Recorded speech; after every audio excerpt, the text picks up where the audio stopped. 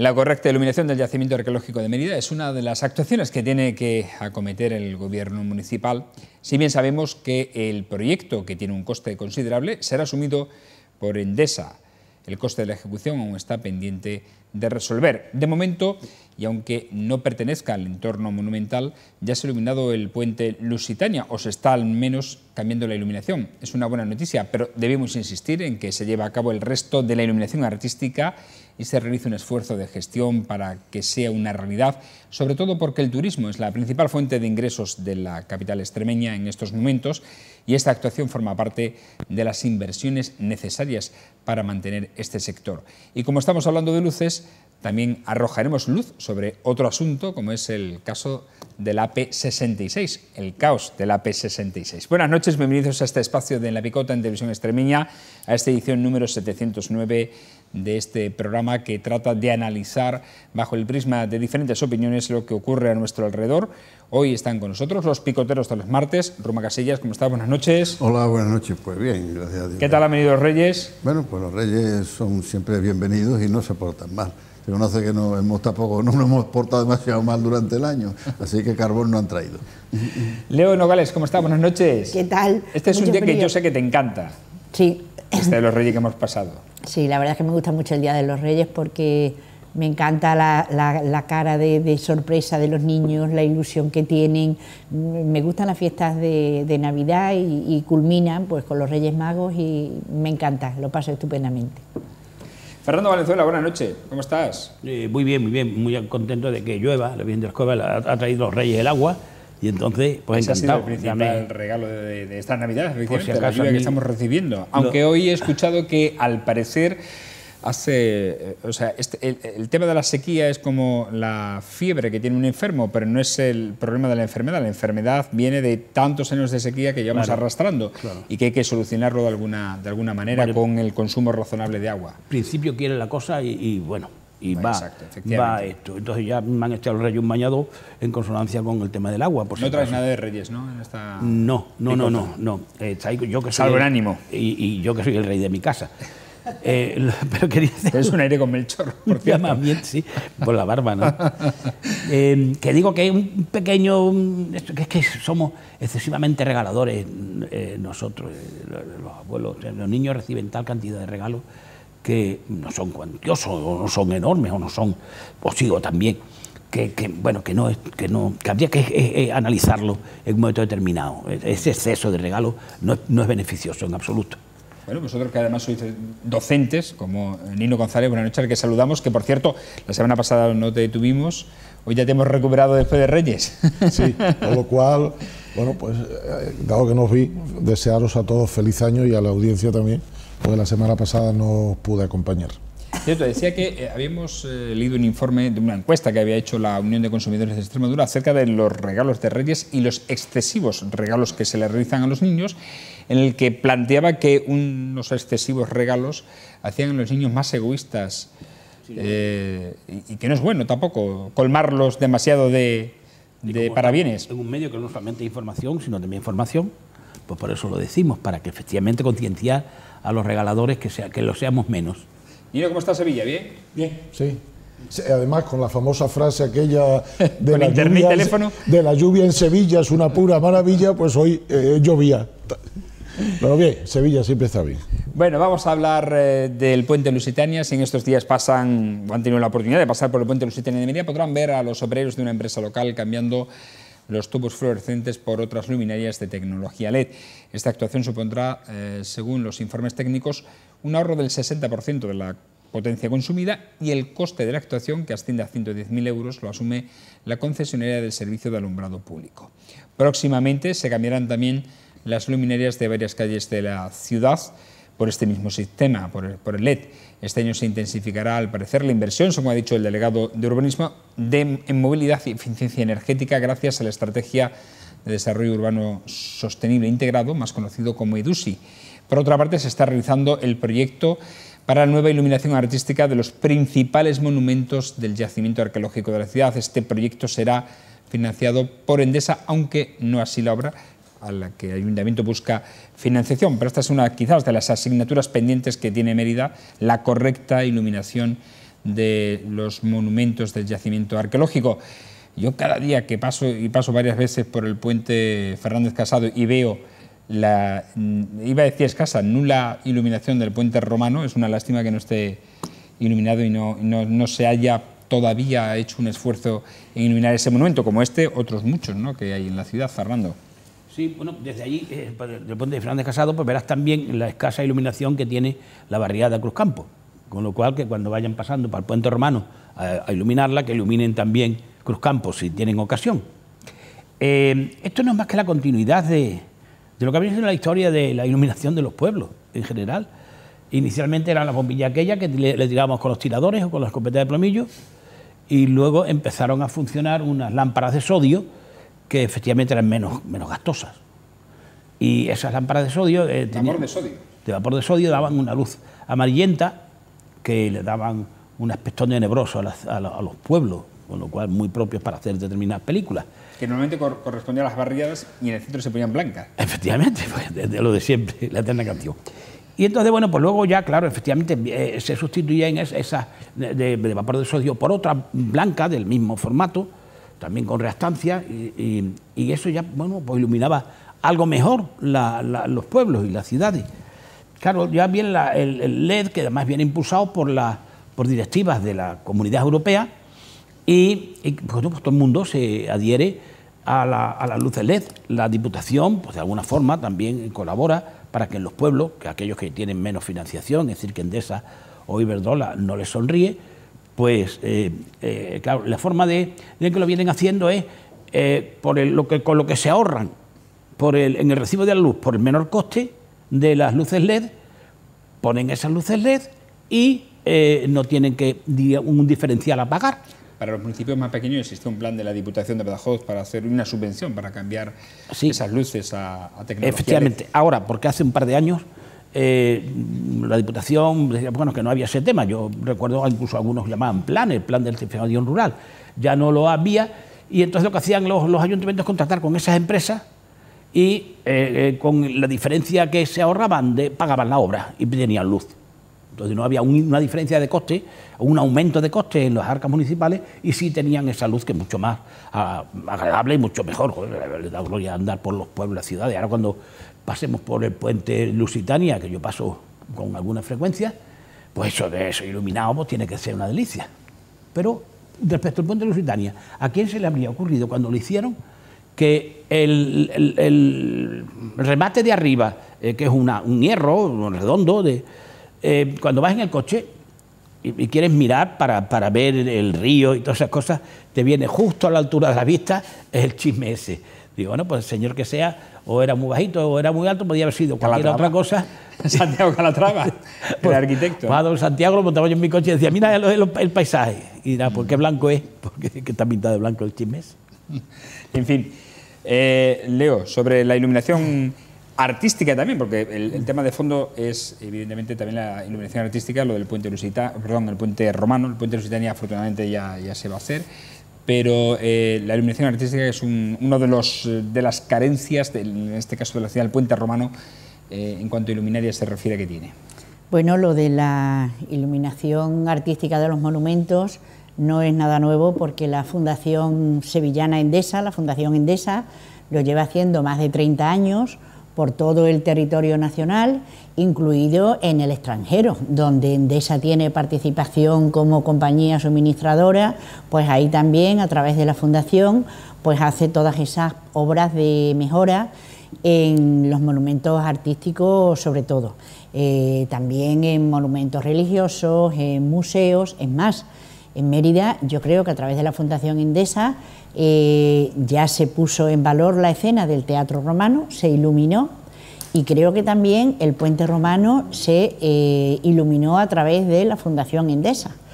El puente romano ha tenido varias actuaciones. El puente romano. Lo que ocurre, también es cierto, es que el gamberrismo callejero, el vandalismo hace que se encarguen de que esas luminarias cada 2 por 3 pues desaparezcan o se rompan. Claro, que yo sepa, la Fundación Endesa, en los 30 años que lleva iluminando monumentos, ya ha iluminado más de 700 monumentos. Luego creo que a la ciudad de Mérida Bueno, pues quizás llegue un poquito tarde y a mí me gustaría que se retomara este mecenazgo y cuanto antes pues que se acometieran, porque Mérida tiene un patrimonio importantísimo. Y a mí lo que va a financiar es el proyecto, que es también un dinero importante, es un proyecto importante, el proyecto de iluminación.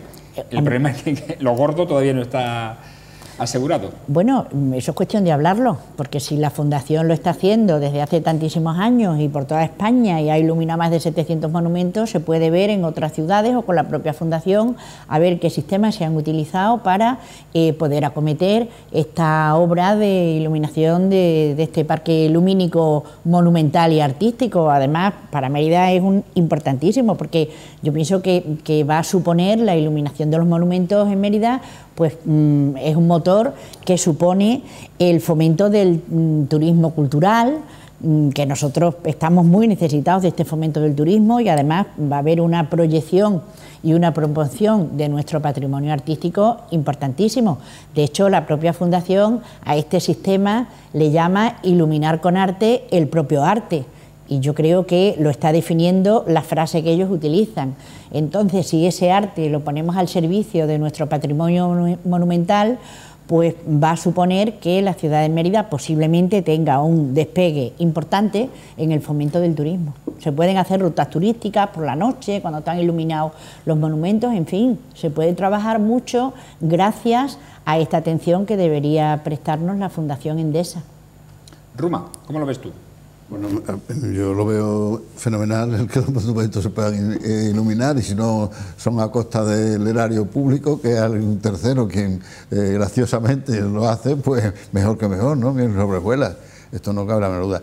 Desde luego los monumentos en Mérida ya, si no todos, sí algunos de ellos, más de uno y más de dos, ya han estado iluminados precisamente por la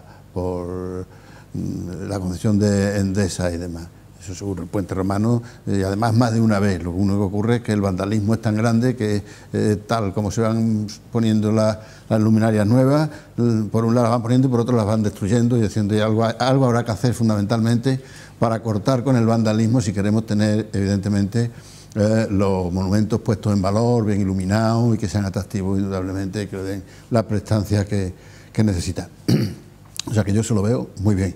Y la sustitución del alumbrado, pues siempre que sea más económico, porque va a suponer una mejora para las arcas municipales, pues ¿qué más pedimos? Mejor iluminación y más barata. Yo lo que me pregunto muchas veces es, oye, la empresa concesionaria de esto, que en este caso es Endesa, tanto le gana el contrato aquí de Mérida, porque es claro, uno dice, ¿cómo es posible que en un contrato que yo tengo resulta que usted me va a reducir mi facturación un 60%, el consumo un 60%, que voy a facturar menos, bastante menos, y encima le voy a regalar 110.000. ¿La facturación la yo no digo, no, la facturación no puede ser la misma, Fernando. La facturación no, porque entonces no hacíamos nada. Porque la otra cantidad se destinaría al costo de la obra. No. Un convenio. Desde el año 2012 se firma un convenio y se externaliza el servicio de alumbrado público. En este convenio supone que si se venía pagando 1,5 millones de factura a Endesa, a través de este convenio se va a reducir esa factura y se compromete a que se paga 1.300.000 euros. En definitiva, va a suponer un ahorro de entrada de 200.000 euros. Pero es que además también en ese convenio se establecía el cambio del parque lumínico de Mérida, o sea, a LED. Entonces, eso también entra a favor dentro de ese convenio. Claro. Y luego también supone que una inversión de 2.400.000 euros en todo el parque lumínico. Y además la luz que se pone, las luces que se ponen en Navidad, totalmente gratuitas para la ciudad. Y las luces que se ponen en la feria también totalmente gratuitas para la ciudad. Que la empresa suministradora actualmente las condiciones debe ser un chollo tremendo, porque ¿quién aguanta una reducción tan enorme de este tipo y esta situación de este tipo y sigue tan contento? No, pues te digo una cosa, hay muchas ciudades que tienen... En lo que yo digo de los pueblos, sigue pagando lo mismo, y con la diferencia de dinero se paga la obra, es decir, la transformación de las luces. Pero entonces la transformación, pero se paga lo mismo, Fernando. Entonces ¿quién la estás pagando eres tú? No la estás pagando. No lo estás pagando. Es que entonces, si tú estás pagándolo eso con la reducción, quiere decirse que en definitiva quien lo estás pagando eres tú. Y aquí se deduce claramente que va a haber una reducción del consumo del 60%, con lo cual yo el consumo, al ser menor, el importe de lo que consuma es menor. Y encima, cambio todo eso, lo que voy a cambiar ahora, le cuestan, ¿cuántos son? 110.000, le doy 110.000 euros más. Es decir, alguien me lo tendrá que explicar, porque yo o soy muy torpe o no me acabo de enterar. Yo estoy contigo en la torpeza, a mí no me cuadra. De la otra sí. Quieres un préstamo, lo pagas con la diferencia que... Bueno, evidentemente, está, pero esto Fernando, no, esto es cuando el ayuntamiento asume el cambio, pues yo tendré ¿cómo lo voy a pagar? Pues con el ahorro que hago de una cosa lo pago otra. Pero es que aquí el ayuntamiento lo que hace es recibir gratuitamente, según se manifiesta esto. Muy raro. Entonces, debe ser un chollo tremendo el suministro de energía eléctrica. Hombre, hay un ahorro en consumo de potencia del 60%. Hay un ahorro en la factura del consumo de potencia del 60%. Y eso supone que disminuye también, lógicamente, la factura económica. Claro. Ahí será donde lleve ganancia la empresa suministradora conveniada por el ayuntamiento. Bueno, no olvidemos que el contrato de externalización, los concesionarios son Endesa, Enel.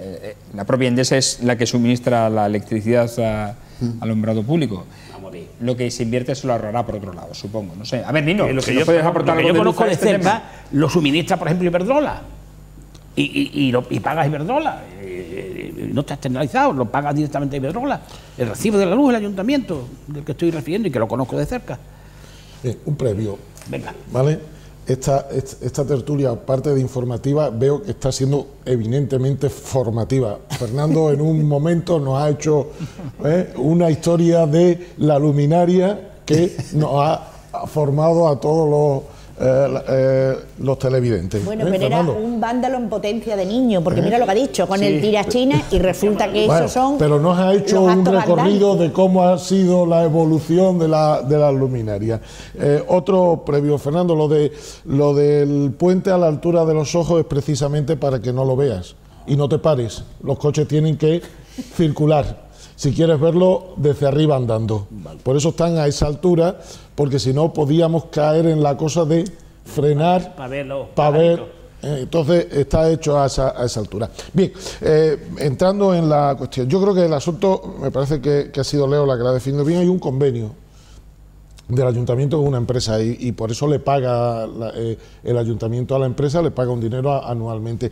Y las contrapartidas que la empresa conveniada fueron esas, como ha dicho Leo, la luminaria de Navidad, la luminaria de la feria, y el cambio eran las contrapartidas de esta externalización del servicio. Yo creo que no va aquí más el suministro, sino es la externalización del servicio, el mantenimiento, que además, porque alguien me lo ha dicho, parece ser que está funcionando bien, porque cuando se funde algo llamas y lo hace bien. Bueno, aparte... Además, creo que la concesionaria tiene un Twitter o un Facebook en el que tú puedes directamente, cualquier usuario, puede comunicar una incidencia. Y luego, yo creo que esto está metido en un marco que es mucho más interesante, que sabéis que vamos a hacer los 25 años de nuestro nombramiento como ciudad patrimonio. Y yo creo que ahí es donde tiene que estar metido, no el puente, que está bien, sino lo que estábamos hablando de la iluminación del conjunto histórico-artístico. Yo creo que ahí es donde va, porque sé por ahí que se tiene intención de potenciar esta efeméride de los 25 años. Cáceres me parece que lo cumplió el año pasado o el anterior y también lo estuvieron potenciando. Entonces, en ese marco de los 25 años entrará todo esto que es evidente que necesitamos en la ciudad. Comentabais lo del puente, acordaros que el puente estaba iluminado, pero también acordaros la lluvia esta que Fernando dice, acordaros, me parece que fue hace 4 o 5 inviernos que se tuvieron que abrir las compuertas de los pantanos, se inundó la isla y llegó el agua a las luminarias, con lo cual todo aquello que había hecho Endesa, como decía Leo, por aquel asunto del agua, digamos, se fastidió y costó volverlo a poner, pero es evidente que si ahora arreglamos la luminaria del Lusitania, también ha cumplido 26 años el año pasado, y el Fernández Casado, lo que no puede quedarse en el medio es apagado el puente romano, que es como una lucecita esta que cuando la gente llega a la ciudad lo ve antes de entrar, y si ves esto, pues tiene que haber dentro, con lo cual es esencial, es primordial que ello esté. Y aquí lo hemos hablado otras veces, tenemos una serie de actividades que se basan en la existencia de los monumentos, con lo cual para el turismo necesitamos que esté iluminado. Necesitamos que esté iluminado porque todos hemos hablado aquí un montón de veces que queremos que el turista de Mérida venga, llegue y se quede. Y si se queda y le ofrecemos algo, Leo me parece que lo decías, ¿no? Aquello de las visitas turísticas nocturnas, que es algo que se está también viendo y se está intentando potenciar, pues si la gente se queda, la gente nos dará un rendimiento más a ese turismo que era lo que queríamos. De hecho, iluminados ciertos monumentos de Mérida, por ejemplo, el Acueducto de los Milagros. El Acueducto de los Milagros es uno de los monumentos más emblemáticos de Mérida y de los más importantes además. Una iluminación bonita en una zona donde está, en el Valle de la Albarrega, y con el fondo del puente romano sobre el Albarrega, que no olvidemos que es otro puente romano, me parece que es una visión fabulosa, ¿eh? Y eso, iluminar con arte, el arte, me parece que sería estupendo, ¿no?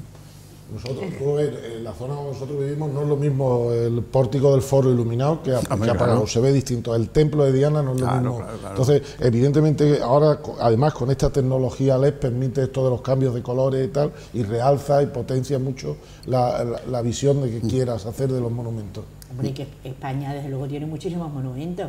Pero vamos, la ciudad de Mérida tiene un patrimonio monumental y artístico impresionante, de primer nivel. Entonces yo creo que lo merecemos. Ya se han iluminado más de 700 monumentos por el resto de España, hombre. Ya es hora de que lleguen aquí, por lo menos a mí me gustaría que ellos cumplan lo que dicen, iluminar con arte el propio arte, pues para arte el que tiene Mérida. Así que iluminen.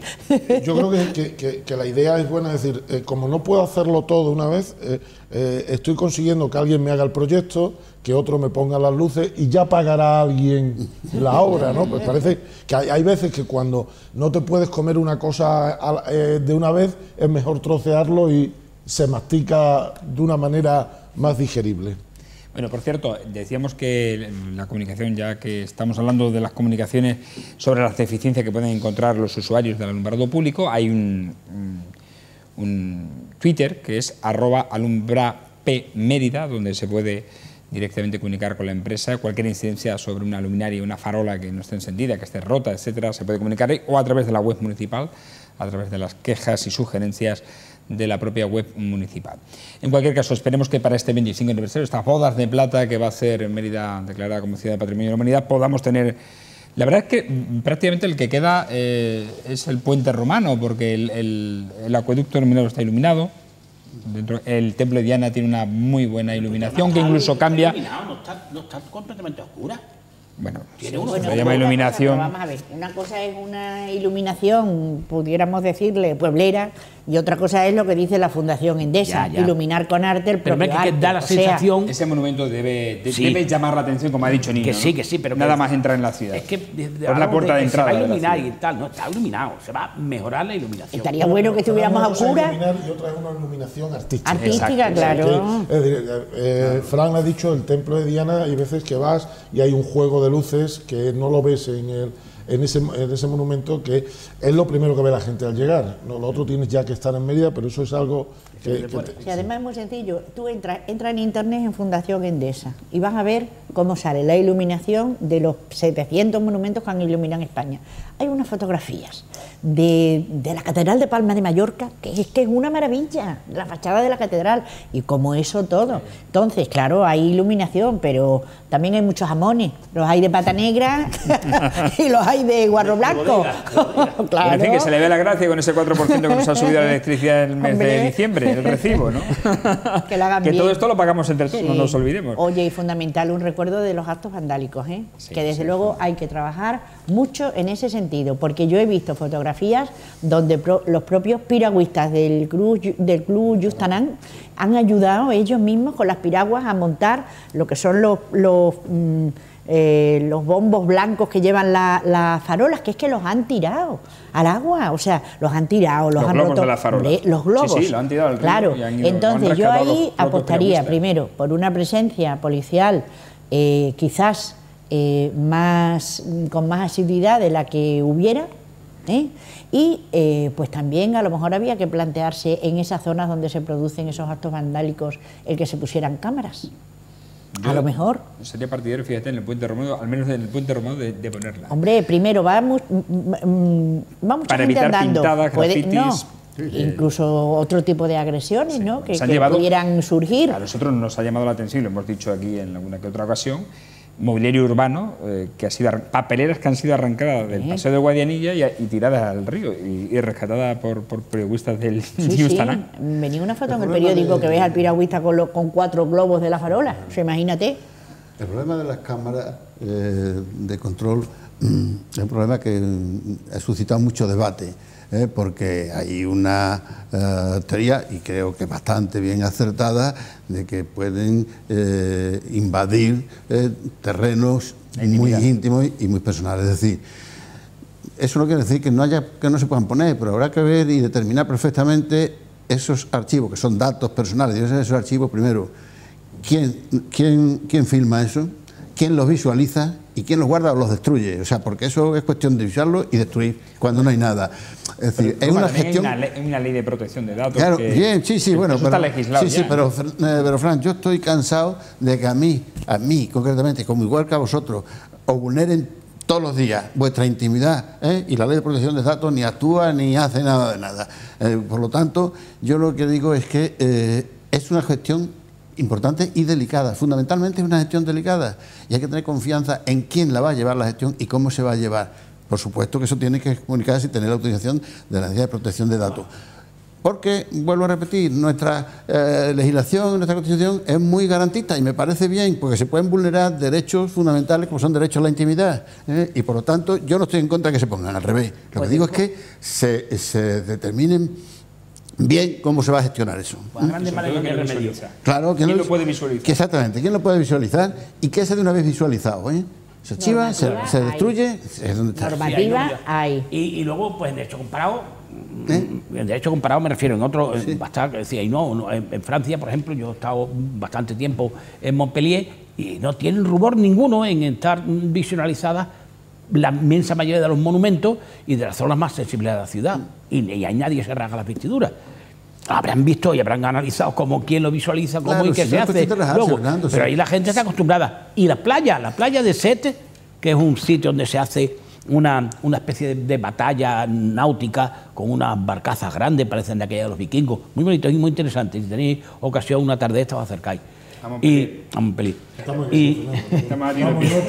Y en la playa de Sete, que es la playa que está como a 21 kilómetros de Montpellier, pues está toda la playa con cámaras, porque efectivamente pues el vandalismo era frecuente y está toda la playa, es la más sensible como en la playa. Nadie estamos poniendo en contra de que no se me parece estupendo, como si hay que sembrar la ciudad de cámaras de esas. La cuestión, vuelvo a repetir, es cómo se gestiona y cómo se hace, no ponerlas y ahí están puestas. No, pero mira, sí, estoy de acuerdo contigo, pero que habrá forma de hacerlo, como en el sitio se hace, como lo vamos a hacer nosotros. Primero, hay normativa al efecto, punto número 1. Punto número 2, la zona donde se están produciendo todo este tipo de actos vandálicos, yo pienso que sería una medida preventiva, porque en el momento que saliera el máximo responsable de la ciudad diciendo que se iban a poner cámaras para proteger los monumentos y los actos vandálicos que se están produciendo en los monumentos, más de 2 vándalos, desde luego se lo pensarían, porque claro, es que el monumento, ¿quién lo defiende? Al monumento, porque se pinturrejea, se rompe, se deteriora. Hombre, entonces yo creo que en ciertos sitios, yo no te voy a decir que se llene la ciudad de cámaras, ni muchísimo menos, pero en los monumentos, que es el único patrimonio que tenemos, hombre, hay que cuidarlo. Que es positivo en la ciudad. El proyecto Adopta un Monumento en las escuelas es un magnífico proyecto. Cada escuela está adoptando un monumento, trabajan sobre un monumento y esa es la parte... Y lo valoran porque desde pequeñitos los niños lo adoptan como suyo. Entonces, lo de las cámaras tiene que estar, a mí no me gustan, pero es evidente que en alguna parte tiene que estar, pero pongamos en valor lo que se hace y ese proyecto que se está haciendo en las escuelas desde pequeñitos es un proyecto que a lo mejor es esa lluvia fina que tarda más, pero hay algo que hay que hacer, que yo creo que en general en Mérida la gente de Mérida tiene en cuenta que los monumentos es algo de lo que vivimos prácticamente. Siempre hay algún energúmeno que hace una burrada, pero energúmenos hay en todas partes. En general, yo creo que en Mérida sentimos que los monumentos es algo muy, muy nuestro. Siempre se nos dice por ahí fuera que parece que todos los emeritenses venimos de la pata de Augusto, ¿no? Sí, es verdad. Como nosotros. Pero es evidente que sabemos lo que tenemos y siempre hay algún energúmeno, pero que en general en esta ciudad se tiene muy en cuenta la cantidad de beneficios que le sacamos al patrimonio. Yo pienso, mira, había un juez que salió en televisión precisamente por las sentencias que emitía cuando se producía la gente joven, pues se producían ataques. Fue Calatayud de Granada. De Granada. Efectivamente. Entonces, tú imagínate que hubiera cámaras, por ponerte un ejemplo, que hubiera cámaras en el Acueducto de los Milagros y que te encontraras que hay allí 4 gamberros y medio que lo pinturrejean, tal. Ahora llega este señor juez, ¿qué haría? Pues a esa gente joven que se les identificaría, dirían, ustedes ahora como... para que la sociedad se resarza de la barbaridad que han cometido, ahora ustedes van a estar ahí, dale que te pego, hasta que esto lo tengan en perfecto estado de conservación, como estaba, por ponerte un ejemplo. Entonces yo sí lo veo como una medida preventiva que quizá sería buena. Eso de los trabajos sociales y trabajos en beneficio de la comunidad, que me parece estupendo que se hagan, yo prefiero que sea una cosa de esa. Yo creo que debe de acompañar siempre de otra medida más, sobre todo cuando son menores de edad, y es que se compense económicamente el perjuicio que se hace, que se pague, o sea, tenga una sanción económica y que vaya al bolsillo de los padres. Y yo le digo que eso se reduce y bastante. Hombre, lo que pasa es que todos los padres a lo mejor no tienen disponibilidad económica, porque hay gente que es muy humilde y a lo mejor no podría.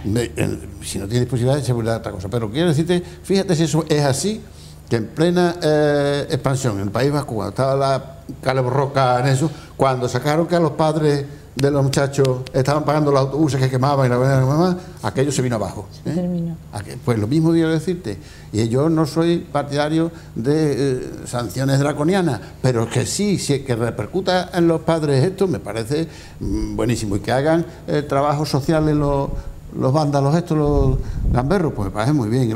Ayer o antes de ayer he escuchado precisamente al juez Calatayud de una sentencia, hablando de las sentencias que ponía y tal, y el hombre decía, y yo creo que con mucho criterio, muy bien, decía que bueno, que un joven de estos que no los mandaba a la cárcel o a los sitios de correctivo porque no son delincuentes, dice, porque hayan cometido un delito no quiere decir que sean delincuentes. Delincuentes se pueden hacer si los mando ahí. Vamos a hacerlos trabajar, vamos a hacerlos comprender lo que han hecho mal y entonces estaremos haciendo una labor efectiva. Y yo creo que eso es así, de verdad. Por cierto, nos hemos desviado un poco del tema, del alumbrado nos hemos ido al gamberrismo, a las cámaras y al vandalismo, pero fijaros lo que ha pasado la semana pasada, o hace 2 semanas creo que fue, no solo a los monumentos, sino a los jóvenes maltratando animales en Almendralejo, a un gato metiéndole un petardo en la boca, con los patos del Parque de la Piedad, tirándole petardos a los patos. ¿Dónde estamos? ¿Qué juventud estamos educando, ¿no?, para que estos comportamientos se reproduzcan de esa manera? La juventud en general no es así. Esa es la juventud marginal. Si se analiza esa familia... También es cierto, Fernando, que hablándote, o sea, escuchándote, mejor dicho, que tú eras de los que tiraban los chinazos a las bombillas, porque entonces no había farol, eran bombillas, ¿no?, lo que había en las calles, ¿no? Porque era lo que había. Porque era lo que había. Que si hubiera habido lobo, es normal tu mesura en estos temas. Bueno, vamos a hablar de policía ahora, porque este lunes ha tomado posesión el nuevo comisario de la Comisaría de la Policía Nacional de Mérida, en un acto al que han asistido el director general de la Policía, el presidente de la Junta de Extremadura, la delegada del Gobierno en Extremadura y el alcalde de Mérida, además de otras autoridades civiles, policiales y militares. El nuevo comisario se llama Aurelio Fernández Sánchez, es de Talarrubias, ha señalado que Mérida es una ciudad segura, amable y tranquila, y ha comprometido su vocación de servicio público para mejorar la calidad de vida de los emeritenses, destacando su objetivo de atender a los colectivos más vulnerables, haciendo especial hincapié en la violencia de género. Por su parte, el director general de la Policía, Germán López Iglesias, ha indicado que entre sus objetivos este año se encuentra el de intentar aumentar las plantillas policiales en Extremadura, entre ellas las comisarías de Mérida y Badajoz. López Iglesias ha defendido la importancia del trabajo de los agentes policiales para velar por la seguridad ciudadana Y al respecto, comparado a aquellos con los médicos, ha comparado a los agentes con los médicos de cabecera que conocen, dicen, a los ciudadanos. Yo no sé si sigue existiendo o no, si tienes conocimiento de los agentes de proximidad de la Policía Nacional, que en su día empezaron a funcionar, que iban con unas motos por los barrios. No sé si sigue funcionando, no lo sé, pregunto. Pero era una medida importante. Bueno, vamos al tema. El tema es que va a aumentar las plantillas de la Policía Nacional. Dice que es aumentar más para trabajar más, pero lo cierto es que las plantillas, al menos de la Policía Nacional, siempre se han quejado aquí en Mérida de que eran muy ajustadas. Sin embargo, el director general de la Policía dice que está bastante bien dimensionada. No sé qué opináis al respecto, Ruma. Bueno, yo la verdad es que no lo sé, como si tenemos suficiente policía aquí en Mérida, hoy es necesario más o no.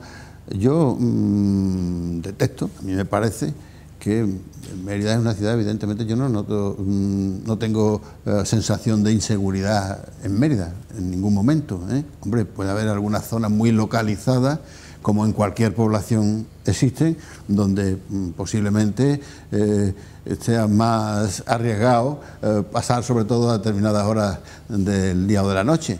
Pero en general yo creo que Mérida es una ciudad bastante segura y tranquila. Yo no noto la inseguridad. ¿Que hará falta más policía? Pues es posible, porque todos quisiéramos tener detrás de cada uno alguien que nos esté guardando las espaldas, que nos esté velando por nosotros. Eso es imposible. La proporción debe ser en función de la población y en función de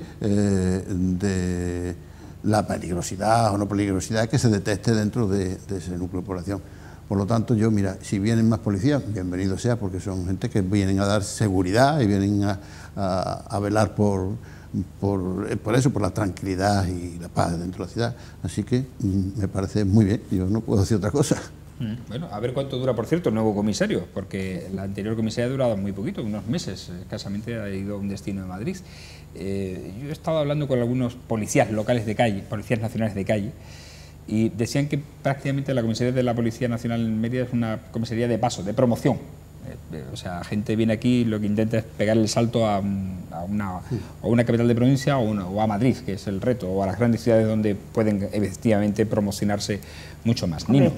Sí, a mí en principio dejar una cosa que parece que todo el mundo tiene claro. No solo Mérida, sino Extremadura parece ser que es de las zonas de España más segura, más tranquila. Otra cuestión positiva para que venga mucha más gente aquí, ¿no? Parece ser que la estadística lo dice así, es de la... ¿Vale? A mí, yo no conocía a este señor, me parece bien que sea alguien de la región, con lo cual a lo mejor no tiene esas expectativas dado que has dicho que es de Talarrubia, ¿no? Sí. Con lo cual, bueno, pues alguien de la región, alguien que conoce esto. Creo que hay un déficit de policías en Mérida por la cuestión autonómica, porque tienen que hacer servicios, tanto me parece para presidencia de la Junta y algún asamblea y tal, con lo cual yo siempre he oído a los sindicatos policiales hablar de este déficit, porque tienen que hacer una serie de servicios que no corresponde a una ciudad de 60.000 habitantes, pero sí corresponde a una ciudad capital de provincia, con lo cual a mí el que aumenten los efectivos policiales me parece. Y me voy a permitir que entre otra derivada ya que hablamos de policía, y además lo vi en las Navidades en la Puerta de la Villa que estaba, la equiparación salarial de los cuerpos y fuerzas con las policías autonómicas. Creo que es una falla que han tenido todos los gobiernos españoles hasta ahora. Todos los colores políticos.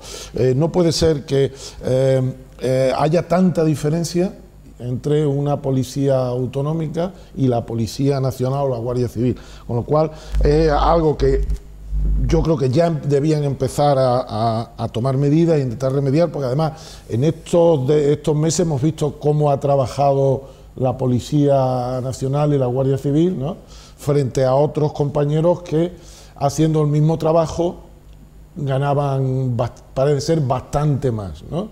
Y yo, como funcionario haciendo el trabajo contrario también. No quería entrar ahí, no, pero todo hay que decirlo, Nino. Yo como funcionario, pues a mí no me parece bien que trabajando lo mismo que trabajamos, pues un profesor navarro cobre bastante más que yo, ¿no? Y como no me gusta, y en este caso hay, pues, y hablamos de policía, pues quería entrar esa derivada de que es algo que ningún gobierno hasta ahora, ninguno, le ha querido meter mano, y creo que es algo que debían empezar ya a hablar, porque además creo que hay una enorme, una brecha salarial importante, y ahí yo como ciudadano que normalmente, toquemos madera, no comete uno ningún delito, quiero estar protegido por una muy buena policía, igual que cuando voy al médico me apetece que me atiendan los mejores médicos, con lo cual yo quiero tener una policía que trabaje bien, que trabaje a gusto, que tenga los mejores profesionales, y todo eso siempre, si está recompensado, la gente trabaja mejor. Hablando precisamente en esa concentración con representantes de esta asociación que reúne a miembros de la Guardia Civil y de la Policía Nacional, que buscan primero equiparación salarial, teniendo en cuenta además que la Guardia Civil cobra menos que incluso la Policía Nacional, pues ambos se han unido para tener la equiparación salarial con el resto de las policías autonómicas. Parece ser que la que más cobra son los erchainas, la Ertzaintza, después la Policía Foral de Navarra, después los Mossos de Escuadra, en fin. Y hablando precisamente sobre este tema de la cantidad de cuerpos que hay policiales en España, ellos abogan a que se unifiquen todos y que haya una sola policía. Como mucho dos, dice que en Francia, en Italia, hay dos policías, dos cuerpos de policía, en Francia la gendarmería y uno local, en Italia, en fin, en Portugal pasa prácticamente lo mismo, y que dice que no tiene sentido el tener varios cuerpos de policía porque además se duplican servicios. Fijaros que hay, por ejemplo, la UDEF, que es la Unidad de Delitos Económicos de la Policía Nacional, compite con la UCO de la Guardia Civil, claro, y tienen competencias similares, ¿no? Se duplican muchas veces servicios y abogaban precisamente porque hubiera un solo cuerpo de policía en todo el país. Leo. Hombre, a mí la verdad es que me parece fenomenal en el tema este de las retribuciones económicas, me parece fenomenal que se uniformaran este grupo funcionarial de fuerzas y cuerpos de seguridad del Estado. Me parece muy bien. Es más, yo te diría que, antes de nada, deciros que yo creo que para Mérida es una muy buena noticia el que haya venido don Aurelio Fernández Sánchez, porque es una persona que tiene mucha experiencia y además mucho arraigo en Extremadura. No podemos olvidar que es extremeño, es de Talarrubias, y bueno, yo pienso que el haber venido a Mérida desde la jefatura provincial de Seguridad Ciudadana de Badajoz, que es el cargo que él ocupaba dentro de su destino en Badajoz, era el jefe provincial, no podemos olvidar eso, el jefe provincial de Seguridad Ciudadana. Entonces, este señor viene con un bagaje y un conocimiento importantísimo. Por eso, cuando habéis comentado antes, bueno, es que parece que de Mérida es que saltan para promocionarse. En este caso no creo, porque este señor venía de una jefatura provincial y viene ahora de comisario de la ciudad de Mérida, ¿eh? Entonces, yo pienso que es muy importante el que tengamos a esta persona aquí en Mérida, para la ciudad de Mérida. Luego, por otra parte, también cuando hablabais de los cuerpos y fuerzas de seguridad que trabajan todos al unísono, es verdad, porque yo leí una entrevista de este señor y él decía, hace años cuando lo trasladan, él estaba, me parece, de profesor en la academia en Ávila, y de Ávila lo trasladan a Badajoz de jefe provincial de la Brigada de Seguridad Ciudadana. Y entonces yo leí en aquel entonces una entrevista que le hicieron y decía que en Seguridad Ciudadana se trabajaba el 40%, Seguridad Ciudadana no podemos olvidar que es como el cuerpo uniformado dentro de la Policía Nacional, ¿no? Los que llevan uniforme. Entonces él decía que la brigada suya trabajaba en el 40% de casos y el resto, el 60%, el trabajo correspondía a la Guardia Civil. Luego ahí tenemos un ejemplo, que ellos asumían el 40%, la Guardia Civil asume el 60%, y sin embargo en cuestión de sueldos la Guardia Civil quizás esté mucho más mermada en retribuciones económicas o incluso la propia policía local. O sea, es que yo pienso que todos son funcionarios, son cuerpos y fuerzas de seguridad del Estado, están dispuestos porque siempre están en primera línea porque si algo tenemos los españoles es que agradecer a los cuerpos y fuerzas de seguridad del Estado que están en primera línea. Luego vamos a tocar ese tema, lo de la APE 66, pero al final, ¿quién ha solucionado la papeleta? Pues lo ha solucionado las fuerzas y cuerpos de seguridad del Estado, que se han plantado allí a las 3 de la mañana, pero luego ya hablamos de este tema. Entonces, yo sí, y desde luego, vamos, me hubiera gustado haber, a lo largo de mi vida, si hubiera estado en mi mano, haber podido ayudar en ese sentido a la uniformidad de todos esos cuerpos. Bueno, eso lo hemos hablado aquí también hace 2 semanas, si recordáis, sobre las retribuciones, ¿no? No cobra lo mismo un médico que es bueno, eso es verdad. Efectivamente. Que un profesor o que un cuerpo administrativo del grupo A. Ni los funcionarios de educación, ¿verdad, Nino? Que yo siempre me meto contigo, digo, menuda suerte tienes tú. Digo, tú te puedes jubilar con 60 años y yo tengo que estar hasta los 65. Es más, yo he comentado hace poco, precisamente en una de estas tertulias, yo ya tengo 42 años de vida laboral a mis espaldas, yo ya he cotizado 42 años y todavía me faltarían 5 para jubilarme. Luego voy a cotizar al Estado 47 años. Yo creo que ya está bien, habiendo funcionarios que se jubilan mucho antes. Entonces, efectivamente, los cuerpos hay que homogeneizarlos y tanto a la hora de jubilaciones como a la hora de retribuciones deberíamos de estar todos igualados. Fernando. Yo estoy muy de acuerdo que cada uno cobre lo que tenga que cobrar. me creo también que claro, hay alguna cierta diferencia. Por ejemplo, la peligrosidad de la Guardia Civil en el País Vasco o de la policía no es la peligrosidad de estar en Mérida. Pues en el País Vasco ha estado el comisario. O en Extremadura. Fernando. Supongo que eso el coste se medirá mediante complementos, ¿no? Efectivamente, eso es lo que quiero decir. Estamos hablando de retribución básica. Eso y tú estás hablando del específico. En principio me parece muy bien, claro, porque lo diferente, lo igual es igual y lo diferente es diferente, ¿no? Entonces, pero me parece perfecto que todo cobre lo que tengan que cobrar. Si el coste de vida en Mérida, en Extremadura es menor que el coste de la vida en el País Vasco, pues habrá unos estímulos económicos para que alguien diga, pues yo no me voy allí, me voy aquí que cobrando lo mismo, estoy más tranquilete, ¿no? Pero, Fernando, en un momento yo te he interpretado mal, que es lo más seguro, o yo no estoy de acuerdo con lo que acabas de decir que se determinen los salarios en función de la situación geográfica de donde están, pues no, el salario es el que es. Sí. El salario es el que es. Y luego, en función a lo que tú estés haciendo, está en el País Vasco, pues tendrás un complemento de peligrosidad, de plus de no sé cuántos, pero el salario de lo que se está hablando es igual. Sí, sí, y no lo han se puede aclarado ellos. porque en Extremadura la vida sea más barata, tiene que cobrar menos un guardia civil de aquí que un guardia civil de salario básico, No, las básicas son iguales. Eso me estoy refiriendo. Es que tú, por ejemplo, te vas de maestro a Marruecos, te vas de maestro a Marruecos y en Marruecos cobras un tanto muy elevado, mucho más que aquí. Fuera de España. Claro, por ejemplo, quiero decir que aquí hay... Son pluses. Bueno, lo que quiero decir es que todos cobren lo que tengan que cobrar, no lo mejor que no. Manera. Pero que la equiparación absoluta, café negro para todos, a lo mejor no es lo más justo, que no lo sé. Sí. Pero que me parece muy bien que cobren y de luego que no haya una diferencia en lo fundamental entre unos y otros.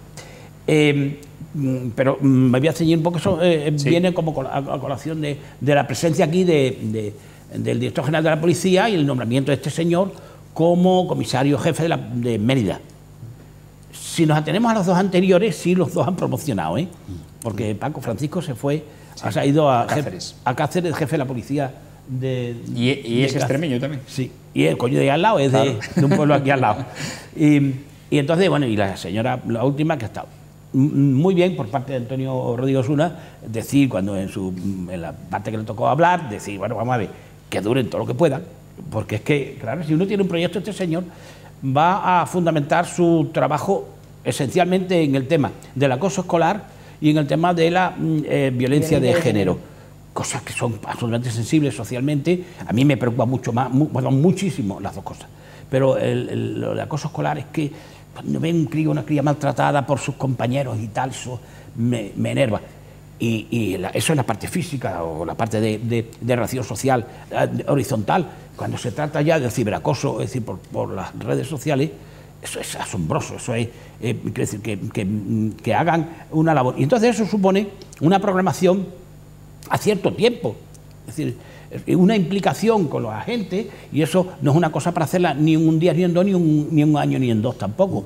Entonces, un programa político como una legislatura, vamos. Sí, como mínimo. Un proyecto político. Un proyecto político que dure un tiempo. Entonces, a Antonio Rodríguez ha puesto el dedo en la llaga. Y en la otra parte que Antonio ha dicho también, de lo que no habían hablado ellos es de lo que hemos hablado aquí, del vandalismo, que efectivamente la policía, como la encargada en la zona de la ciudad, porque fuera de la ciudad obviamente es competente la Guardia Civil, pero dentro de la ciudad es la policía y la policía local, la Policía Nacional y la Policía Local, pues que presten especial atención bueno, pues a esas gente que son marginales, porque nosotros tenemos una juventud, y lo puedes constatar, mi compañero Nino, de gente muy buena, muy bien preparada y muy educada. A mí me gusta la gente, tanto chicos como chicas, me gusta hablar con ellos, verlos, lo respetuosos y lo agradables que son.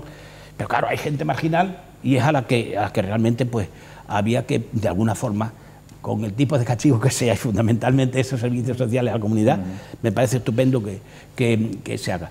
Salvo la que hace pintar los monumentos, salvo la que quema palmeras en el puente de Lusitania, esa es la marginal. Rompe las luminarias. No creas que son marginales. No necesariamente. Muchas de esas pero hay un marginales. proyecto que lleva la policía, por lo menos aquí en Mérida, no sé en otros sitios, y es que la policía va a los centros de enseñanza. Sí, va regularmente, dan una charla, con lo cual el alumno ve que el policía no es alguien que solamente reprima, sino que les enseña las funciones que tienen que hacer. Ven por el instituto, en el caso mío, al policía con su traje allí, que les da una charla, que les habla, con lo cual hay un proyecto que está desarrollando la comisaría de Mérida, yo no sé otra, porque vivo aquí, en el que hacen que los alumnos vean esa cercanía. Sobre temas de seguridad en Internet, ¿no? Es importante eso. Y le hablan, dan charlas. Yo pienso que quizás el trabajar en todos son muchos estos programas los que trabajar, tienen respecto de los centros, son muchos programas los que tienen. Van con los perros, hacen exhibiciones. Sí. Pero bueno, lo de las exhibiciones lo ves más también en otras comunidades autónomas, el Día de las Fuerzas Armadas, en fin, pero lo que ha dicho Nino es importante. Estos van allí, van a la clase, claro, a pie, como si dijéramos que efectivamente, a pie de obra del alumno, o sea, se va a la clase, se implica.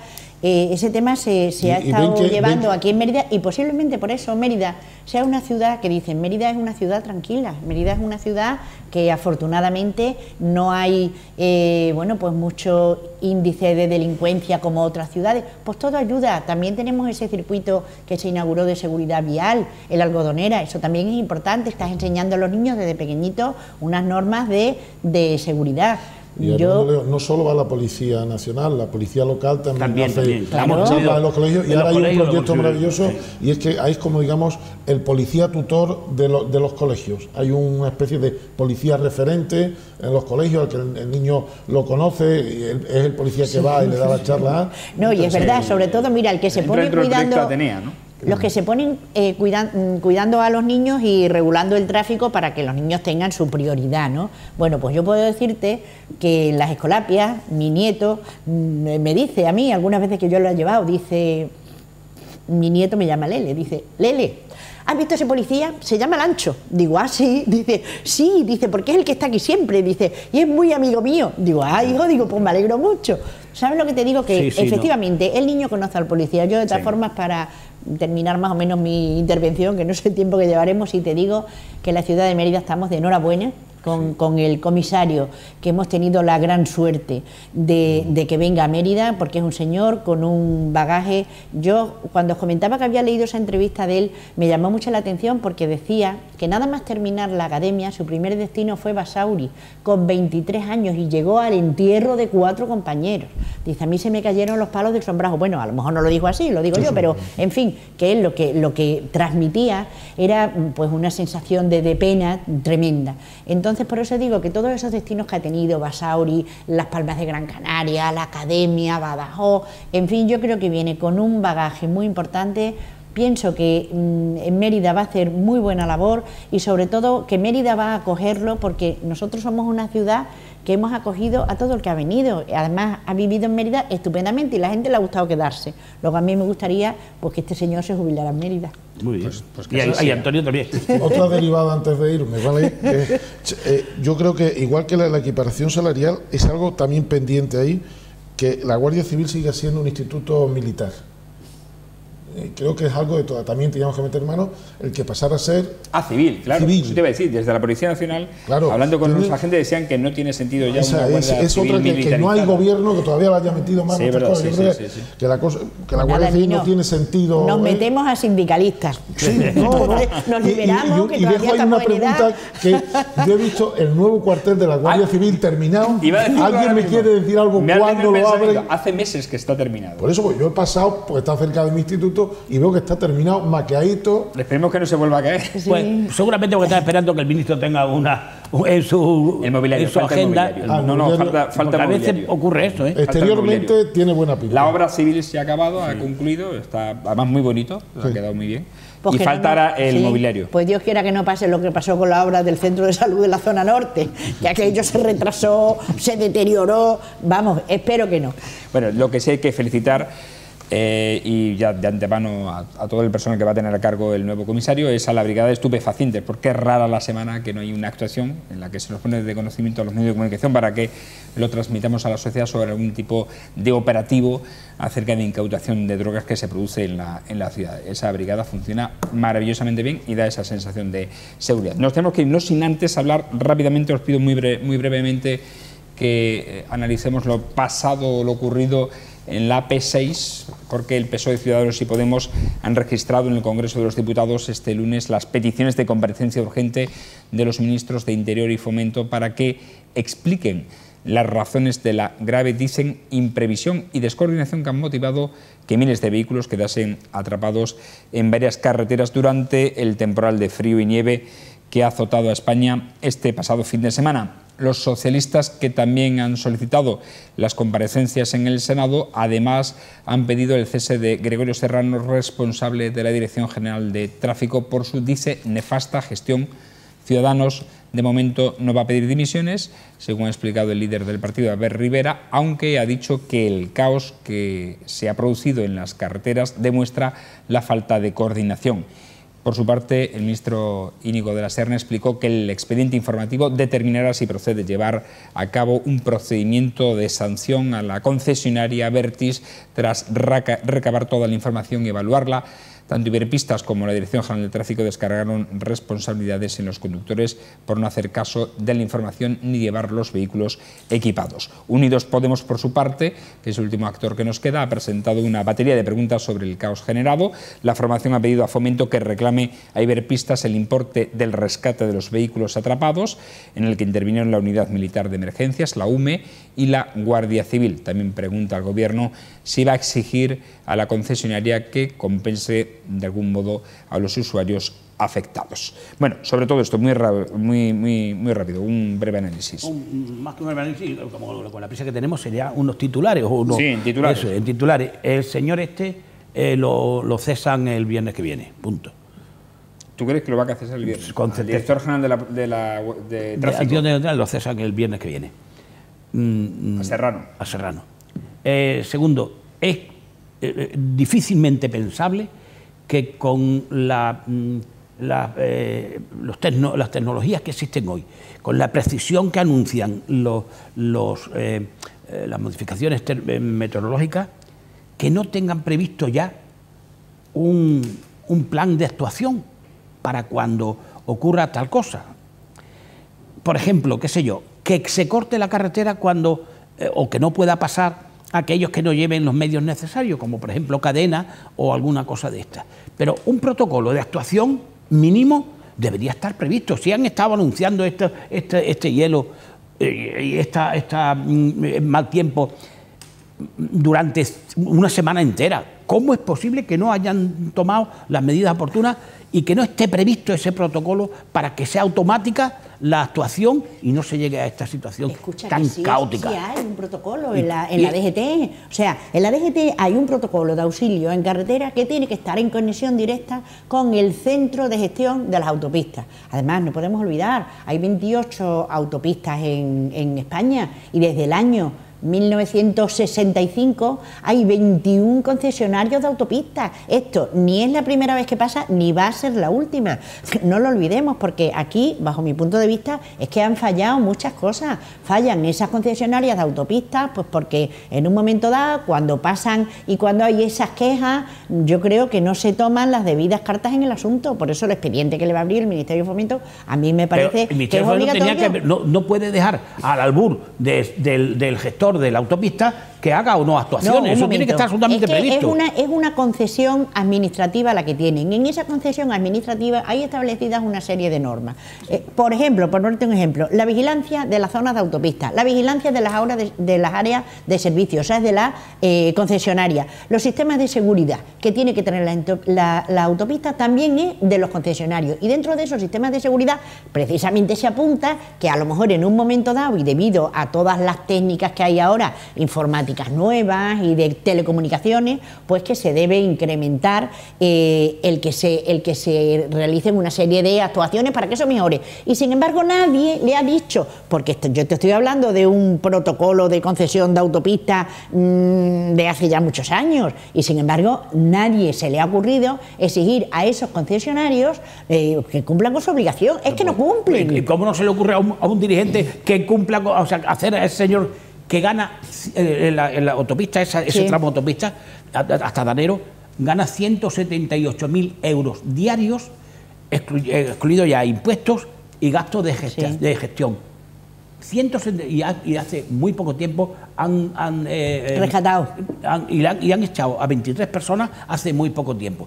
El Estado no puede permitir eso de ninguna manera, que este gestor de la autopista lo haga como le parezca, de aquella manera. No, señor, eso está... No. Pero vamos, ni ese responsable del gobierno ni los otros 20, porque son 21 concesionarios lo que hay. Y te estoy hablando del año 65. Efectivamente, exigir responsabilidad. Yo dejo. Lo que el titular y se acabó porque nos tenemos que ir. Sí, voy a ser muy titular. Es decir, aquí parece ser que se equivocaron todos. No, todos no.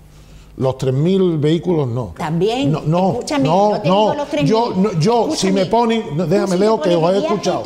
Si a mí me ponen en un cartel de la AP7 que no puedo pasar, no paso. Si he pasado es porque me han permitido pasar. Yo no me he equivocado. Yo como conductor no me he equivocado. Yo he pasado por allí porque allí ponía que yo podía pasar.